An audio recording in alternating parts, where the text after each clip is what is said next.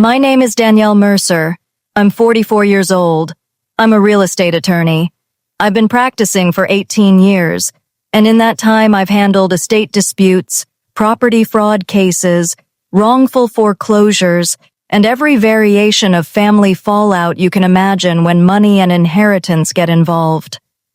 I've sat across from people at their absolute worst, people who looked their own siblings in the eye and lied about what their parents intended, people who used legal language as a weapon, people who quietly rewrote family history the moment someone died and couldn't contradict them anymore. I've seen it all. I genuinely believed I was immune to it. I was not immune to it. Because none of those cases involved my father. None of them happened on a Sunday afternoon in October. And none of them unfolded around a long table covered in balloons and birthday candles, and the kind of laughter that sounds warm from the outside and hollow once you know what's underneath it. And none of them involved my 8-year-old son sitting at the end of that table in a button-down shirt he picked out himself, holding a birthday card he had spent 3 days making, watching his grandfather look directly past him like he simply did not exist. My son noticed. Kids always notice. That is the thing adults convince themselves isn't true. We tell ourselves they're distracted. We tell ourselves they're absorbed in cake and cousins and whatever game is happening on the other side of the yard. We tell ourselves that our carefully managed indifference slips past them without leaving a mark. It doesn't. My son sat at that table and noticed every single thing. He noticed the way his grandfather spoke to the other grandchildren, the warmth in it, the ease, the way it looked when love between a grandparent and a grandchild is completely effortless and completely real. He noticed the hair ruffling and the nicknames and the phone screen angled toward them so they could see whatever made Grandpa laugh that week. And he noticed, with the quiet precision that 8-year-olds are capable of when they are paying attention, that none of that was directed at him. He didn't say anything, not at the party. He waited until we were in the car, 40 minutes into a quiet drive home, before he looked up at the rearview mirror and asked me the question that changed everything. But I'm getting ahead of myself. Let me go back to the real beginning, so you understand exactly how we got to that table and what I had been sitting on the entire time without fully understanding I was going to use it. I want to be clear about something before I go any further. I did not lose control. Not once. Not at the party, not on the drive home, not in the days that followed. I know that might sound surprising. I know that when people hear a story like this, a grandfather standing up at his own birthday party in front of 40 family members and publicly announcing that his adopted grandson would be excluded from his will, the natural assumption is that someone exploded. Someone made a scene. Someone said things in a driveway that couldn't be taken back. That is not what happened. What happened is that I stood up from my seat, walked to the end of the table, put my hand on my son's shoulder, and told him it was time to go get some of that lemon cake before his cousins finished it. I found my husband James across the room, and he was standing near the back window, and he had the particular expression he gets when he is holding himself completely together through something that is actually tearing him apart on the inside. I know that expression. I have known it for 15 years. I know exactly what it costs him to wear it. I looked at him. He looked at me. We stayed for another 45 minutes because leaving immediately would have made it about us, and I had already decided, in the split second after my father sat back down and picked up his dessert fork, that this was not going to be handled with drama or confrontation or tearful accusations in front of an audience. It was going to be handled correctly. And on Monday morning, I made one phone call. Just one. That's all it took. 18 years of legal expertise, a filing cabinet in my home office, and then one phone call to the right person. Before I take you to that phone call, drop a comment right now and tell me where you're watching from. I want to know whether this story lands differently depending on where you grew up, what your family looked like, whether you recognize this particular kind of quiet, well-dressed cruelty from the inside. Some of you are going to feel this in your chest. Some of you have sat at a table exactly like this one, Some of you have been the child at the end of the table. I see you. Keep watching. All right, let's go all the way back to the beginning. It was a Saturday in October. The specific kind of October Saturday that belongs to a certain part of the country. The air already carrying that first real edge of cold, the leaves halfway turned, wood smoke drifting from somewhere down the street. The kind of morning that feels a little slower, a little more deliberate, like the world itself has taken a breath and decided not to rush. James had been up since 7. He'd spent the whole morning in the kitchen, the way he does when something matters to him. He cooks, not casually, carefully. He had learned to make lemon cake specifically for my father's birthday years ago, after my father mentioned once in passing that it was his favorite. Just once, in an offhand way, the kind of comment most people let go. All James remembered it and showed up the following year with a lemon cake from scratch. He had made it every year since, without exception, for 11 years. Even in the years when my father was difficult. Even in the years when something happened at Christmas that we drove home from in silence.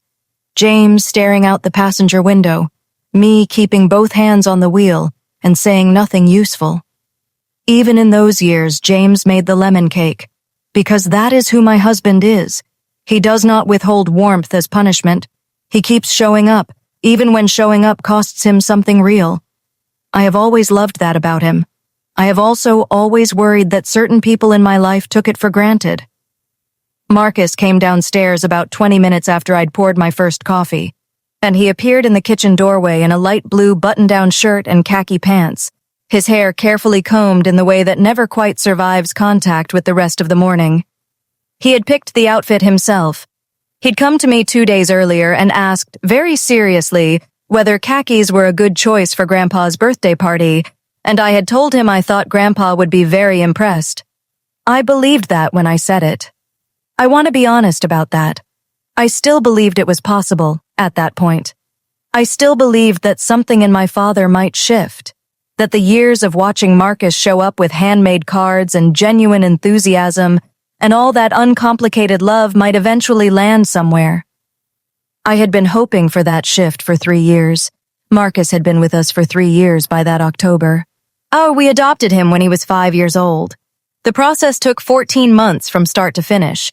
More paperwork than I have ever filed in any legal case, more emotional volatility than I knew how to manage, and the specific, relentless terror of loving someone completely before you are legally permitted to call it permanent. Every delay in the paperwork felt like a threat. Every routine check-in felt like an assessment of whether we were enough. Every day that passed without finalization felt like standing at the edge of something you couldn't afford to fall from. But we got there. We got through it. And Marcus came home. He was a quiet child when he first arrived. Not unhappy, thoughtful. He had a way of standing at the edge of a new situation and observing it carefully before deciding whether to step forward. James used to say he was taking the temperature of a room before he walked into it. I recognized it immediately because I do exactly the same thing. People who know me well have always said my stillness before I move is the thing that should make everyone nervous. Marcus and I had that in common from the very first week. He loved books. Specifically, he loved examining books. Even before he could read them fluently, he would pull them off the shelf one at a time and study the covers the way an archaeologist studies an artifact.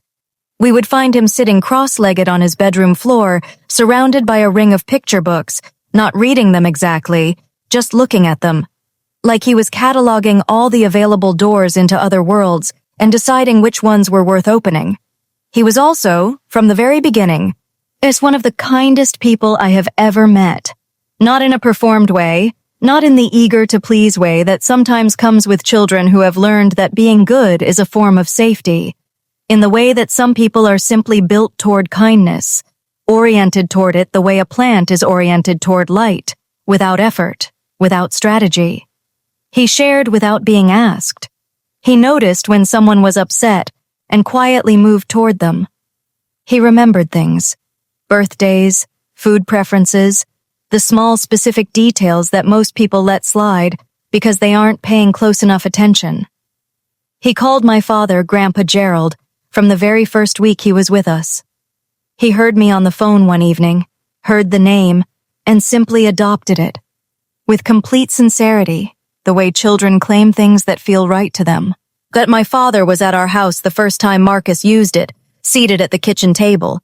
Marcus looked up at him and said, "Hi, Grandpa Gerald," without any preamble, without any hesitation. My father smiled. I took that as a good sign.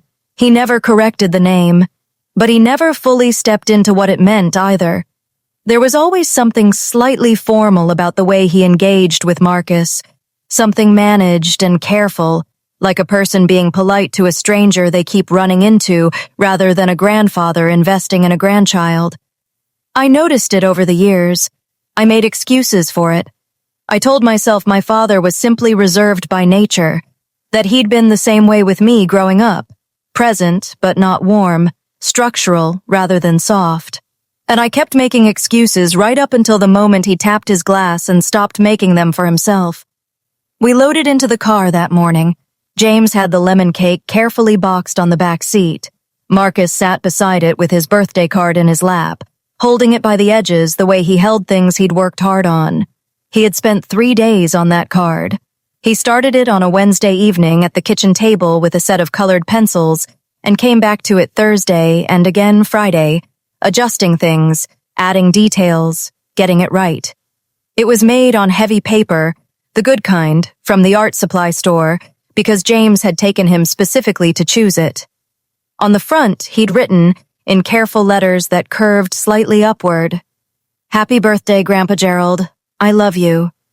Inside, he'd drawn a picture. The picture was the two of them, my father and Marcus, standing at the edge of a pond, both holding fishing rods, both wearing hats. They had been fishing together exactly once. 2 summers earlier, one afternoon at a pond near my parents' house, an outing that happened because I asked for it directly, and my father agreed without visible enthusiasm. He had taken my brother's boys fishing many times, a whole established Saturday tradition. The one time Marcus came along, it was because I asked, specifically, and my father agreed, and they went, and it was a single afternoon. Marcus had drawn it from memory 2 years later. He had kept that afternoon, filed it somewhere important, and kept it. I thought about that card the whole drive over. I thought about the 3 days he spent on it. And I thought about the fishing picture drawn from a single afternoon's memory. I should have known right then how the day was going to go. The party was already loud when we arrived. My parents' house was a large ranch-style property in a neighborhood of 3-car garages and well-tended lawns, and the kind of quiet, settled respectability that comes from 3 decades of building a solid reputation in a community. My father had spent 30 years as a contractor, hands-on, personally invested, the kind of man who knew every driveway and had built half the additions on the street. He was known here. He was comfortable here in the way that men are comfortable in places where they have been respected for a long time. The driveway was full. Cars lined both sides of the street. Through the front window, I could already see the movement and energy of a party in progress. My mother met us at the door. Eleanor is a small woman with a gift for managing the surface of things. Whatever her mechanisms, she has always made space for Marcus without hesitation. She knelt down the moment she saw him, took his face gently in both hands, told him he looked absolutely wonderful, and that she had saved him a seat right next to her. Marcus lit up. He showed her the card, not to give to her, just to show, and she made a genuine, attentive fuss over the fishing picture, tracing the pencil lines with her finger, asking him questions about it. He explained everything. The hats, the pond, how you hold the rod. She listened to every word. I watched my father cross the room during this. He noticed Marcus the way you notice a piece of furniture you navigate around. Some acknowledgement, no engagement. He said, "Hey, kiddo," in a tone that was technically warm and actually empty, and moved on to find my uncle near the back of the room. Marcus registered it. I could see him do it. That small internal recalibration. That decision to move forward anyway. He set his card on the gift table with the others and went to find his cousins. Lunch was where the contrast became impossible to look away from. My brother Richard has 3 boys, 6, 9, and 12. They are loud and physical and completely at ease with my father in the way children are at ease with adults who have always made them feel at home. My father had coached the oldest one's little league team. He had a nickname for each of them. He knew their inside jokes. He was, with those 3 boys, effortlessly himself, in a way I had rarely seen him be in my entire life. They took the seats on either side of him at the table, and he was the sun they orbited, leaning toward one to see something on his phone, reaching across to rumple another one's hair, telling a story about something at the hardware store that had all 3 of them laughing before he'd reached the punchline. Marcus sat at the far end of the table, between James and a second cousin he barely knew. He ate his food. He answered when someone spoke to him. He laughed at the right moments. He was, by every surface measure, completely fine. But I watched him glance toward the other end of the table, not staring, just those quick, involuntary glances, the kind you make when you're trying not to look at something and your eyes don't fully cooperate. Each time he looked, he pulled his gaze back almost immediately, like he didn't want to be caught wanting something that wasn't going to come. And I watched that for an hour. I said nothing. I have spent a long time in this family learning that raising something in the room where it's happening only results in the original thing being buried under the story of me raising it. I stayed quiet. I kept my face neutral. I kept my hands folded in my lap. But I was paying attention to every single detail. I always pay attention. After the plates were cleared and the lemon cake was brought out, after the candles were lit and the song was sung, and my father blew out 71 candles with the theatrical effort of a man who performs even his private moments, he stood up. He didn't need to tap his glass. In this family, Gerald Mercer standing up is sufficient to bring a room to order. He has the kind of presence that doesn't announce itself loudly. It simply arrives and the people around him adjust to it automatically. He's been that way my entire life. The room went quiet. "I want to say a few words," he began. That familiar pause, the one he has always used, the one that communicates he is comfortable with silence and expects you to be comfortable waiting in it. "About legacy," he said. "About what we leave behind. About what family actually means." He talked about the Mercer name, about what it had taken to build what they had, the house, the business, the community standing, the decades of work. He talked about his own father, who had arrived in this country with very little and built something through, in my father's telling, sheer force of will and an unwillingness to quit. He talked about that inheritance, not just financial but something deeper, and how he intended to pass it forward. People nodded. This was familiar. I had heard versions of this speech at Thanksgiving and Christmas and graduations. The legacy speech. I could have delivered portions of it myself. And then he said something he had never said before. "When I'm gone," he said, and his voice was calm, settled, at the voice of a man stating what he considers to be a simple and obvious truth. "I want what I have built to go to my real grandchildren. Blood is blood. That is not something you can manufacture. That is not something you make official with paperwork. And I will be making certain my will reflects that. Clearly." He paused. He let it sit in the room. Then he raised his glass, a small, self-contained toast to his own conviction, and sat back down. He picked up his fork. He cut into the lemon cake my husband had spent the morning making. The room did not recover quickly. I heard a chair scrape slightly. I saw my Aunt Patricia bring her hand to her mouth and then put it carefully back in her lap. She has been managing my father's social wreckage for 60 years, and she knew better than to react visibly.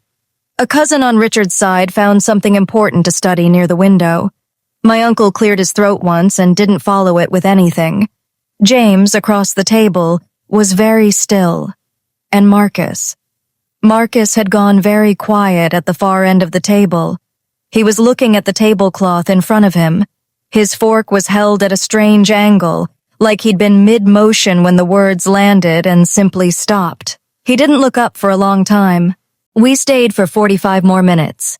I will not pretend that was comfortable. What I will tell you is that it was necessary, and James and I did it together without having to discuss it. And between the two of us, we got Marcus through the rest of that party with a steadiness that I am still, to this day, genuinely proud of. We said our goodbyes. James hugged my mother. I shook my father's hand and wished him a happy birthday and held his gaze for a moment without giving him anything in it. Not anger, not hurt, not the satisfaction of knowing he'd connected. He looked at me, and I looked at him, and I gave him nothing. We walked to the car. Marcus had his birthday card. He'd taken it back from the gift table quietly before we left, without saying a word about it. And he carried it by the edges the way he always carried things he was careful with. We drove. For the first 20 minutes, nobody spoke. The radio was off. The only sound was the road. James drove. I sat in the passenger seat with my hands in my lap. In the back, Marcus looked out the window at the trees going past. About 10 minutes in, he reached forward and put his hand into mine over the center console. I held it without turning around. We drove like that for a while. Then, at 23 minutes, I was watching the clock the way you watch a clock when you're waiting for something you don't want to arrive. Marcus looked up at the rearview mirror and found my eyes. "Mom," he said. "Yeah, bud." A pause, the kind that has weight in it. Am I not a real grandchild? The car went quiet in a way that was entirely different from the silence we had already been sitting in. That previous silence was just absence. This one was weight. It pressed against the windows and the ceiling and settled into every breath. James's hands tightened slightly on the wheel. I felt it even though I wasn't watching him. "You are the most real thing in this entire world," I said, and I meant every word of that with every part of myself. "You are completely, 100% real. Do you understand me?" He was quiet for a moment. "Then why did Grandpa Gerald say that?" I kept my eyes forward. I thought through 17 different answers and couldn't make myself say any of them. The easy ones. He didn't mean it that way. He was just being clumsy with his words. Yet he loves you in his own way. I couldn't say them because they were not true, and my son has always been able to tell the difference between something real and something designed to make him feel better. He deserved better than a comfortable, protective lie. And the honest ones, about how some people carry old ideas about family and blood that come from fear rather than love, about how being chosen matters more than being born into something, about how the things people refuse to give you can sometimes become the very thing that sets you free. He was 8 years old. Those were true, but they were not 8-year-old truths.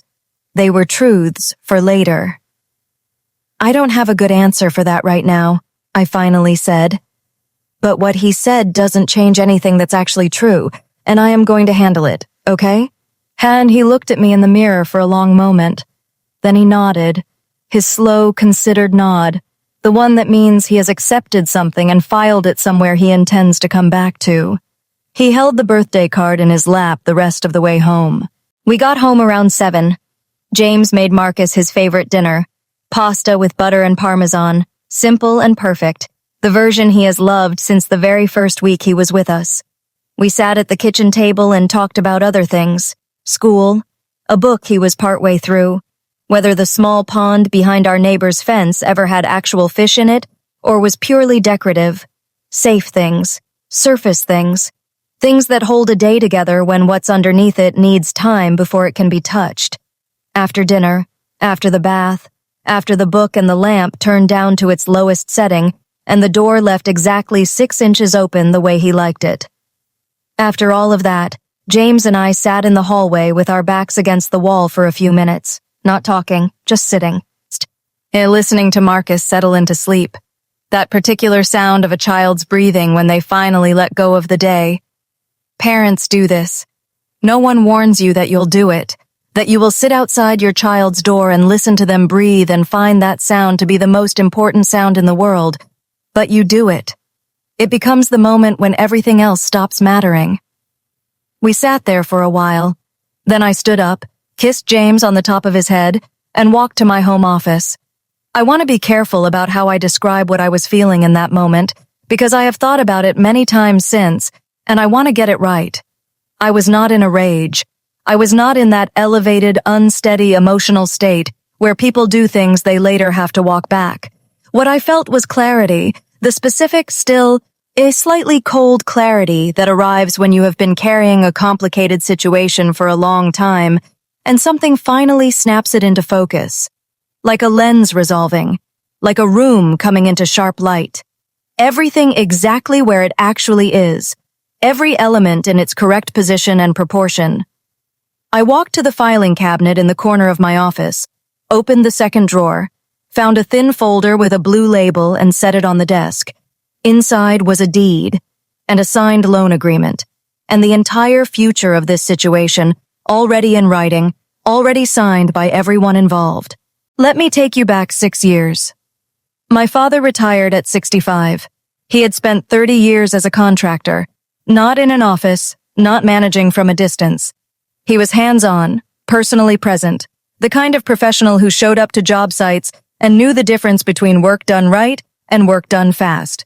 He built a solid business, earned a genuine reputation, and by the time he retired, he and my mother had a comfortable life, not extravagant, but real. The kind of retirement you build through decades of steady, careful choices. The problem was the house. The colonial where I grew up was a 4-bedroom on a large lot. Beautiful property, but far too much for 2 people in their mid-60s. The yard alone was more maintenance than made sense.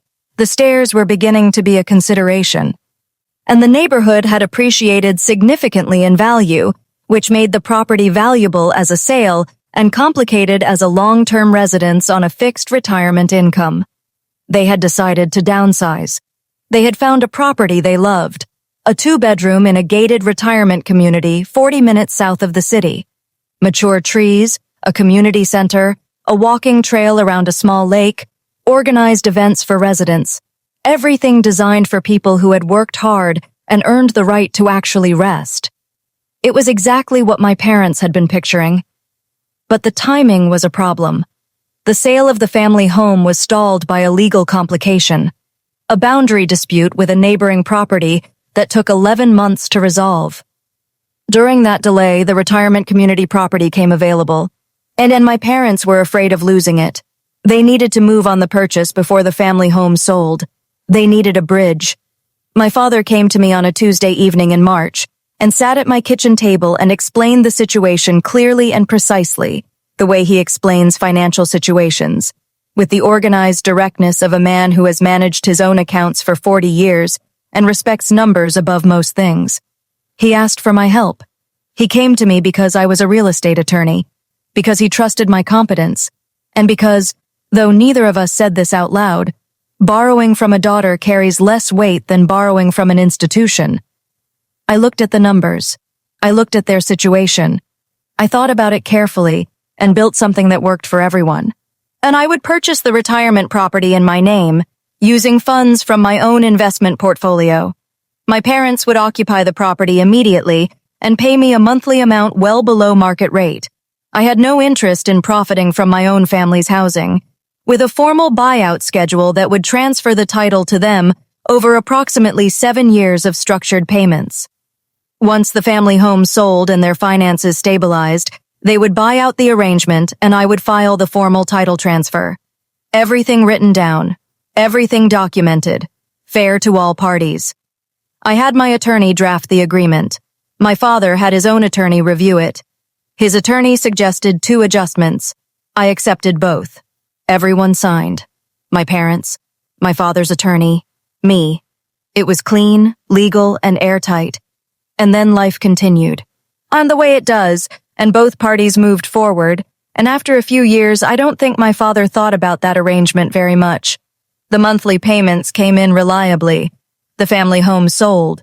The money from that sale went to other expenses, renovations to the retirement property, a new car, the ordinary costs of a continuing life. The buyout schedule continued quietly in the background, like any long-term financial arrangement does when nobody is in crisis. My father forgot the fundamental legal reality. He forgot, or perhaps chose not to dwell on, the fact that the title had never transferred, that the transfer was conditional on completing the full buyout, that until every payment was made and the formal paperwork was filed, the property belonged to me, completely, legally, with full documentation and every signature in order. And he forgot that he was living in my house. When I opened that folder on Sunday night and looked at the deed and the payment schedule, what I found was this. 8 months of payments remained. 8 months. After 6 years of a stable, uneventful arrangement, 8 months stood between my father and legal ownership of his retirement home. 8 months he had apparently not given a single thought to when he stood up at his birthday party and told a room full of people, in front of my 8-year-old son, exactly what he believed about the difference between real family and the kind you choose. Monday morning, I called my attorney, not my own firm.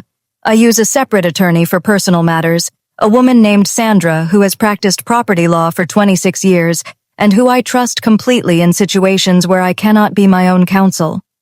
I explained everything to her in full, the original agreement, the current title status, the payment schedule, and what had happened at my father's birthday party on Saturday. She called me back Tuesday afternoon. Everything was exactly as I knew it would be. The title remained in my name. The payment schedule was on record and in good standing. The transfer agreement was explicit about its terms. No paperwork had been filed to initiate the formal title transfer because the buyout was not yet complete. Legally, unambiguously, the property was mine. By Wednesday, I had a full title report in my hands. I read it twice. I made notes. Thursday morning, Sandra sent a formal letter, on her firm's letterhead, through proper channels, to my father's attorney of record.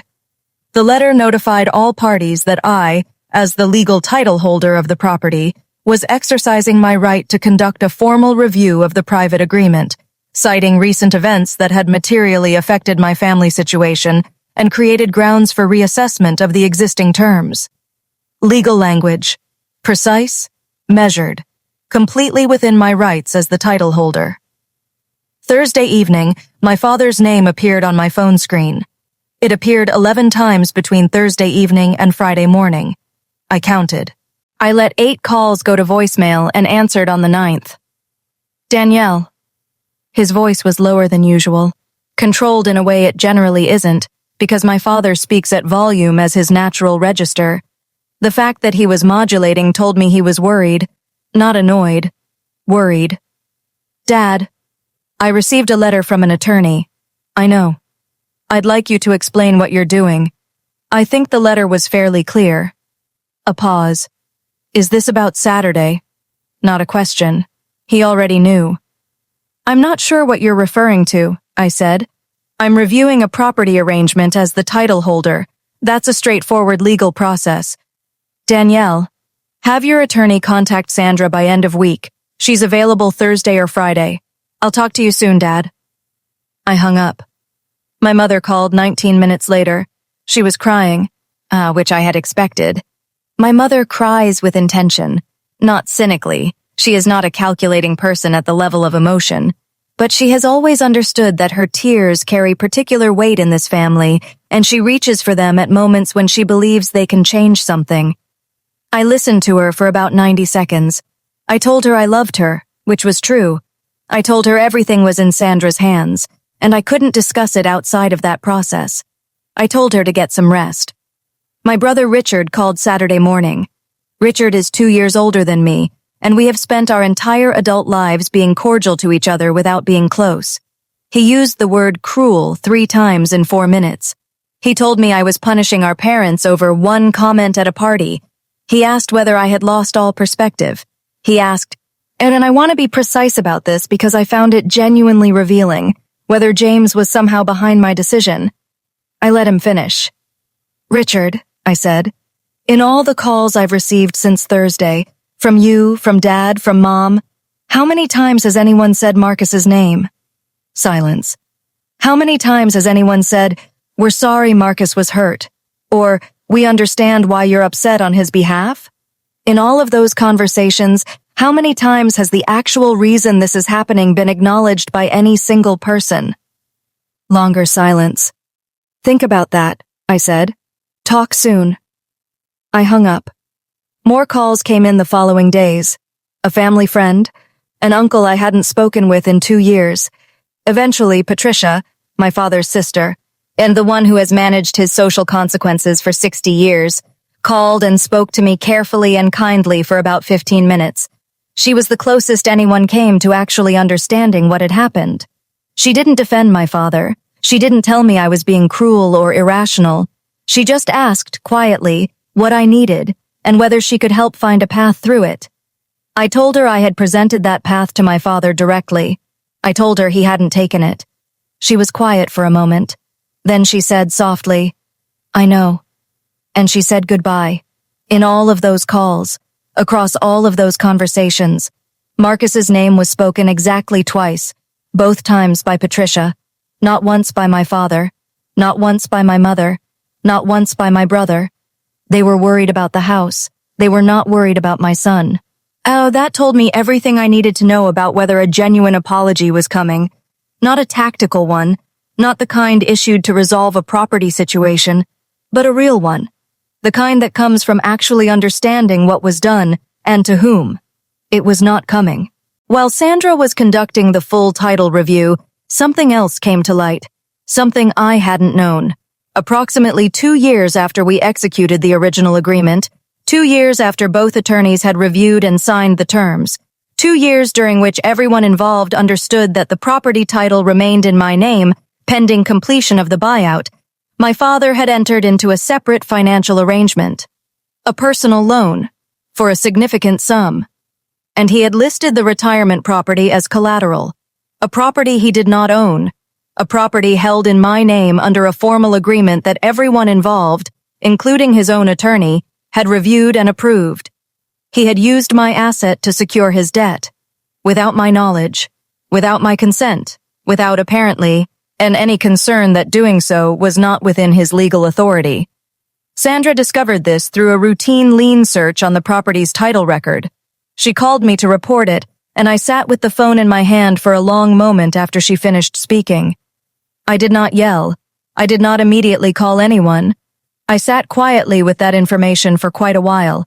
And what I felt, again, I want to be precise, was not rage. It was something closer to recognition. The particular feeling of a pattern becoming visible in its entirety for the first time. All the pieces finally arranged where you can see them clearly. Because this was the same pattern. The same underlying assumption that had been operating for a very long time in my father's relationship with me. The assumption that what was mine was available to him, my professional expertise, is sought without compensation or acknowledgement. My patience, stretched across years of family situations I absorbed when I should have addressed. My son, treated as real when convenient and disposable when not. And now, apparently, my property. This was not about a birthday party. This was about a man who had spent a very long time operating on the assumption that things belonging to his daughter carried no independent weight, that I would absorb whatever was required, that the legal reality of a signed document would never actually apply to him because I was his daughter, and daughters, in his internal accounting, were not the kind of people who enforced things. He had been wrong about that for a long time. He was about to understand exactly how wrong. I asked my father to meet me the following Saturday, 1 week after the party, a coffee shop equidistant between our two addresses, neutral, quiet, public enough that nothing too dramatic could unfold without an audience of strangers 12 feet away having completely ordinary conversations. He arrived before me. That surprised me. My father is not an early person. He was seated at a corner table with his hands folded on the surface in front of him, and when I walked in and he looked up, I saw something on his face I had never seen on it before. He looked smaller. Not physically. He is still a large man, still carries himself with the posture of someone accustomed to being respected, but something inside it had changed. At the particular look of a person who has spent a week understanding that something they believe to be under control is not under control. I sat down, ordered a coffee. He had water in front of him that he hadn't touched. He opened his mouth and I held up one hand, gently, clearly. He stopped. "I want to be clear about what this is," I said. "This is not a negotiation and it is not an argument. I am not here because I am angry. I want you to hear that specifically. I am not sitting across from you full of rage. What I am is very clear about what has happened and what I intend to do about it. And I would like you to have the same clarity before anything else moves forward." He held my gaze without speaking. I laid it out methodically. The title status and what it meant, the payment schedule and what remained on it, and the unauthorized use of the property as loan collateral and what that represented legally, the formal notice Sandra had already filed, and the timeline it established. I watched him understand each piece as it arrived. He is a smart man. He didn't need anything explained twice. "I didn't do any of this to cause you harm," I said, when I had finished laying out the facts. "That is not what this is. The agreement was always there. You signed it. Your attorney reviewed and signed it. You simply stopped thinking about it because you assumed it didn't matter, that because I'm your daughter, none of the legal reality would ever actually apply to you, that I would always absorb whatever the situation required and ask nothing in return." He was looking out the window. "And maybe I would have," I said. Maybe we would have completed the payments, filed the transfer paperwork, shaken hands, and this arrangement would have concluded quietly, with no one ever referencing it again. That is genuinely possible. That might very well have been exactly what happened." I picked up my coffee. But my son looked at me in the rearview mirror and asked me why he wasn't a real grandchild. My father went very still. He asked me that 23 minutes into the drive home. He was looking at me through the mirror. He is 8 years old. He spent 3 days making you a birthday card. He drew the two of you fishing because one afternoon at a pond 2 summers ago was significant enough to him that he held on to it.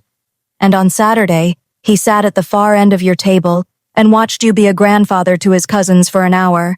And then he heard what you said, and 23 minutes into the drive home, he asked me why he wasn't real. I set my cup down. "I am done," I said, "living inside a situation where my son can be made to feel that way while the person responsible faces no consequence whatsoever." The room was quiet between us for a long time. "What do you want?" he said finally. His voice was careful, deliberate. "2 things. The first is a real conversation. Not a phone call, not a card, not a brief acknowledged moment at the next family event. A real conversation in person, with Marcus present, where you look him in the eye and tell him that he is your grandson. Not as performance, not as part of resolving any of this legally. A genuine conversation, because you actually understand what was communicated to him on Saturday, and you want to correct it." He was quiet. "And the second thing?" I looked at him for a moment. "The second thing," I said, "is already in motion. My father did not arrange the conversation with Marcus. He called Sandra twice in the 10 days following our meeting. Both calls focused entirely on the property, the terms, the enforceability of the acceleration clause, the timeline. Sandra addressed both calls fully and professionally. His attorney called once. Sandra addressed that as well. Marcus's name did not come up in any of those conversations, not in a single one. So I moved forward. Sandra filed a formal notice of material breach, citing the unauthorized use of the property as loan collateral without the title holder's knowledge or consent. Under property law, this is not a minor issue. Using an asset as collateral without the title holder's authorization is a substantive breach of the original agreement, clear, documented, legally defensible. And it gave us clean standing to restructure the terms of the arrangement, including acceleration of the remaining balance. The restructured terms were straightforward. The 8 remaining months of payments were due in full within 60 days. Full payment by the deadline and the title transfer would proceed on the original terms. Failure to pay in full and the buyout agreement would be formally dissolved. The title would remain permanently in my name, and the occupancy arrangement would conclude on a 90-day notice basis. My father and mother were living on a fixed retirement income. The remaining balance was not a small number. 60 days was not enough time to restructure, liquidate other assets, or secure institutional financing, particularly with the unauthorized collateral issue creating complications in any lender's title search. And they could not pay it in 60 days. Everyone involved understood this. 47 days after the restructured terms were issued, the deadline passed without payment. Sandra filed the formal dissolution of the buyout agreement. The title remained in my name. My parents had 90 days to vacate the retirement property. I need to be completely precise about what I did and what I chose not to do, because this is the part where it matters most. I did not leave my parents without housing. I am not going to minimize what this was. Removing my parents from their retirement home was a significant action with real consequences for two people in their early 70s who had built their daily life, their routines, their community around that specific property and that specific neighborhood. I knew that before I moved forward. I thought about it carefully. But I also want to be precise about what I was and was not doing. I was not acting out of cruelty. I was not moving forward to cause suffering or to punish my father by taking something he loved. Those were not my intentions, and they were not reflected in my actions.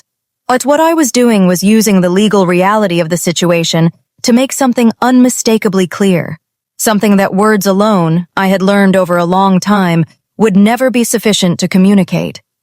That choices have consequences. That the quiet, comfortable assumption that my son's feelings were a low-priority concern, that he could be publicly excluded, and then the room would simply move on, was not free.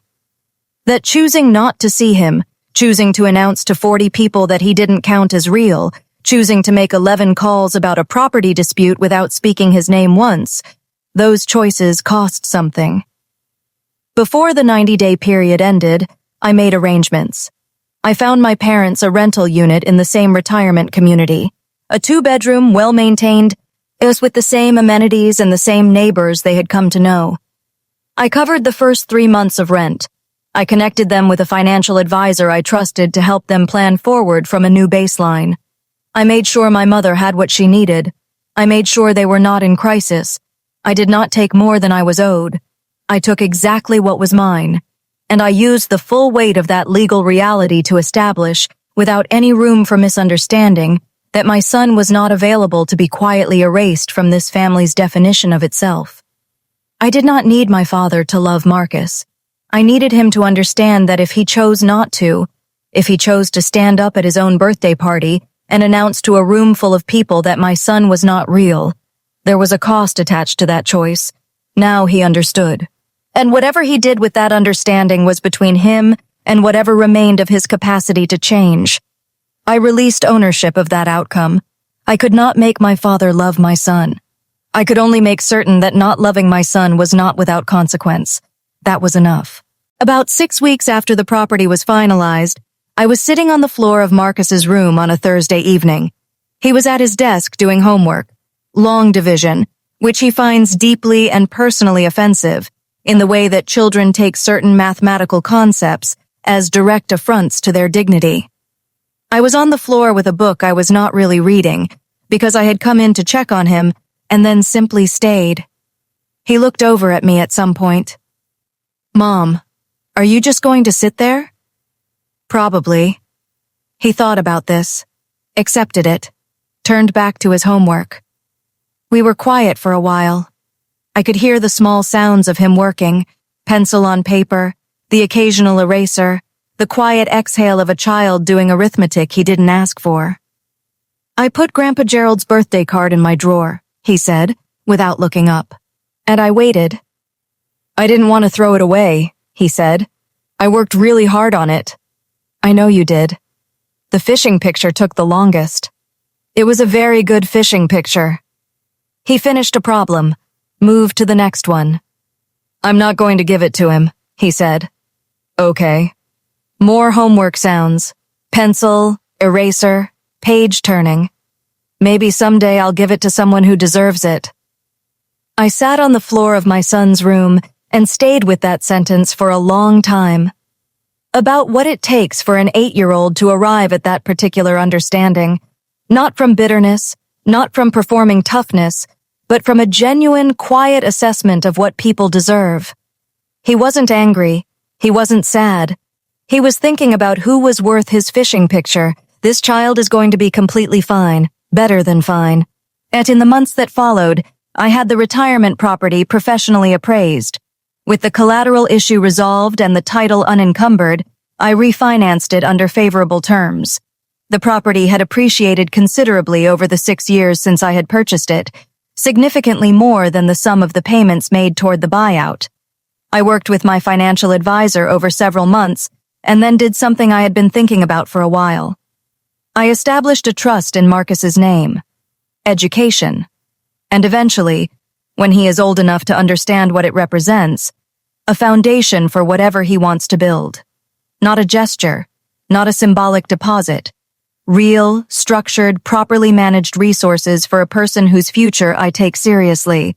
My father's retirement home became my son's foundation. At the thing my father refused to put Marcus in, the will, the legacy, the official record of who in this family mattered enough to inherit something, I built it for him anyway. Quietly, legally, permanently. My father had said that the Mercer name was something you carried in your blood. What I know, what I have always known, and understood completely for the first time in the rearview mirror of a car with my son looking at me through it, is that a name is not in the blood. It is in the choosing. I chose Marcus. I would choose him again every day for the rest of my life, and everything I have is available to reflect that. There is something my father never quite understood about me. He thought that because I was calm, I wasn't serious. He thought that because I didn't argue, I wasn't paying attention. He thought that because I had absorbed difficult things from him over the years without visible reaction, I hadn't registered them at all. He thought that because I loved him, and I did love him, complicated and imperfect and costly as that love was, I would continue indefinitely to absorb whatever the situation required. He confused patience with passivity. He confused silence with acceptance. He confused my restraint for an absence of capacity, rather than understanding that restraint is a choice. That choosing not to respond is not the same as being unable to respond. It's that a woman who spent 18 years practicing property law and chose to build a specific kind of legally airtight arrangement for her parents 6 years earlier had not forgotten what she built. He also forgot something very specific. He forgot that 6 years ago, he came to my kitchen table with a problem and asked for my help. That I gave it, carefully, correctly, documented, reviewed, signed. That the document had never expired. That the title had never transferred. That the legal reality of that arrangement had remained unchanged through every birthday, every Christmas, every fishing trip and family dinner and birthday speech. He forgot that he was living in my house. He thought he was deciding who mattered in this family, and he thought he could stand up at his own birthday party with my husband's lemon cake on the table and announce to 40 people that my son was not real, and that the room would readjust, and the family would absorb it, and everything would continue as it had been. He forgot that I was holding the deed. He forgot that the woman he was publicly diminishing was the same woman who owned the property he went home to that night. He forgot that patience has a limit, not determined by emotion, but by decision, and I had made mine. My name is Danielle Mercer.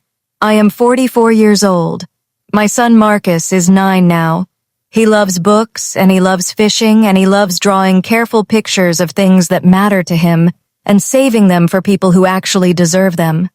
He is doing well in school.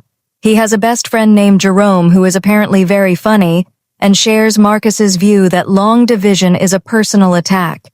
They spend most weekends together now. He asks about fishing sometimes. Not about my father, just fishing. Whether we can go this summer, which pond might have the best luck, whether he's old enough now to learn to bait his own hook. I tell him we'll go when the weather holds. I tell him he can absolutely learn to bait his own hook. I tell him we'll make a whole afternoon of it, and I mean every single word. that he is the most real thing I have ever built, the most real thing in my life, not because of biology or legal documentation or what anyone else's definition of family says he should be, because I chose him, because James chose him, because on 3 separate evenings over 3 days, he sat at a kitchen table and drew a careful picture of a man who didn't deserve it, and then put it in a drawer for someone who did. And nobody, not my father, not my brother, not 40 people at a birthday party in October, gets to tell him he isn't real. Not ever again. If this story made you feel something, share it with someone who needs to hear it. Someone in your life needs to know that patience is not weakness. Silence is not acceptance.